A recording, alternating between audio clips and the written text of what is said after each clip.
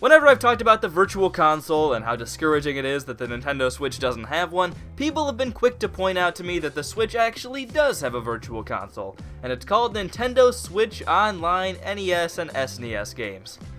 I mean, that's not the actual name, but that's what it is. But to that, I say no. The service offered by Nintendo through their online subscription isn't the Virtual Console, and I don't think the system they're using on the Switch is nearly as good as the old Virtual Console was. And because there seems to be some disagreement here, and I'm very petty, I thought I'd make a video on it. Also, I just have no more ideas for videos, and I'm kind of just doing whatever I can at this point. Hello all 2,160 of you, I'm Redkwan, and this is why Nintendo Switch Online isn't the Virtual Console. So first of all, for those of you who don't know, the Virtual Console was a system Nintendo had on the Wii and Wii U, and 3DS I guess, where you could buy old games from Nintendo through the eShop.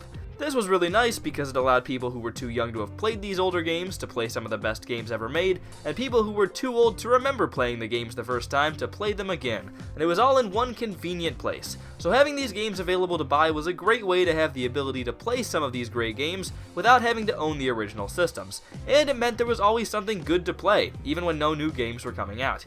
With the Nintendo Switch, there are some NES and SNES games available online that you can play on your Switch by paying for the online service. They both have the same concept, letting people play old games on the new system, but I don't think it's really fair to say they're equal.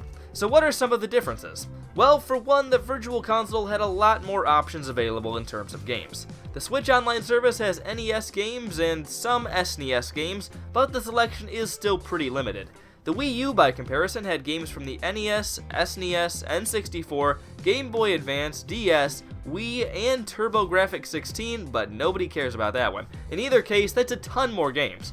The Wii even had stuff from old Sega consoles. That's a huge difference in terms of the number of games available. And up until a couple of months ago, there weren't even SNES games on the Switch. Now that might mean that more and more consoles will be added as time goes on, but I'm not sure it'll expand as much as some people think. We might get some old handheld systems like the Game Boy Advance, but I don't expect anything too big. I don't think Nintendo would be okay releasing all their N64 games for free with the online service. They might add a few more older systems eventually, but I highly doubt the Switch Online service will ever have nearly the same library as the Virtual Console did, especially at the pace they're going. That's an especially big difference when you take into account that those bigger consoles were the main draw of the Virtual Console in the first place. NES games are fine, but most people don't really care too much anymore. There are definitely some SNES games that still hold up, but a lot of those also don't either. The N64 is the Nintendo system that I thought had the most exciting games on the Virtual Console, with Mario 64, Zelda Ocarina of Time, and Majora's Mask, and of course, the DK rap, you know you love it. And without games from the N64, or at least a good chunk of those other Virtual Console systems, the Switch Online service is missing a huge part of what made the Virtual Console so great. Another major difference is the payment setup. The Virtual Console had you buy each individual game you wanted and you kept it, while the Switch Online service is subscription based, so you don't really own the games. So it might be cheaper overall if you play a lot of games, but you don't really own them either. Now some people might argue that this is actually something the Switch Online service does better, but I don't think that's really true. Subscription services always look appealing because you only have to pay once in a while and each individual payment isn't that big, but I think it can be a little deceiving.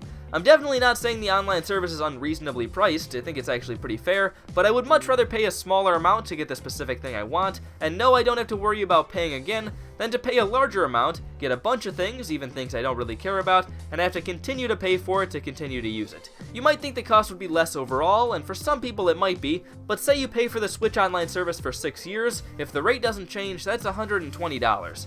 Virtual Console games usually cost between $5 and $10, so that would be somewhere around 18 Virtual Console games, and I would bet most people aren't going to play anywhere close to that many, at least fully.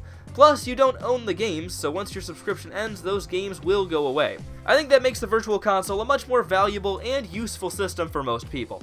Obviously, that $120 is also going toward being able to play online, and for people who don't really care about the NES and SNES games that come with it, this question doesn't really matter, but I'm trying to compare, the two systems on their own, so cut me some slack. Seriously, cut me some slack. There are also a couple of smaller differences that don't really matter as much, but are still there and probably are worth mentioning, like that the Switch games have some online features sometimes, and also I get the feeling that you're probably more likely to play through games you get on the Virtual Console because you directly spent money on those specific games, whereas I think people will just sometimes start a few games to try them out on the Switch, but not really feel the need to play through them because they don't feel like they spent money on those games specifically. I don't know how much those two things matter, but they are differences. At least give me that. I'm struggling to come up with stuff at this point. So hopefully, now that you've watched this unnecessarily long video about something that doesn't matter, you realize why the Nintendo Switch Online service isn't the Virtual Console. You probably still think it is, but here's hoping. The Virtual Console is a much larger variety of games, and the method that you use to pay for them totally changes the experience and purpose of each. I definitely would prefer Nintendo did a Virtual Console style of system again, or at least offered something like that, but for some people this system probably is a better way to do things. And even if it wasn't, there's not much of a chance Nintendo would do anything about it, so hopefully someone likes it, because I don't. Redkwan, you haven't even tried it! Dang, I almost got through a whole video without Brian ruining my credibility. Well, I'm Redkwan. How do you feel about Nintendo Switch Online, and how good is it as a replacement for the Virtual Console? I'd like to hear your opinion, even if you don't agree, but if you disagree, I'll delete it. I'm kidding. You can say anything horrible and I'd still probably give it a heart. It's a habit at this point. Anyways, I'm Redkwan, thank you all for watching, and I'll hopefully see you all later. Goodbye.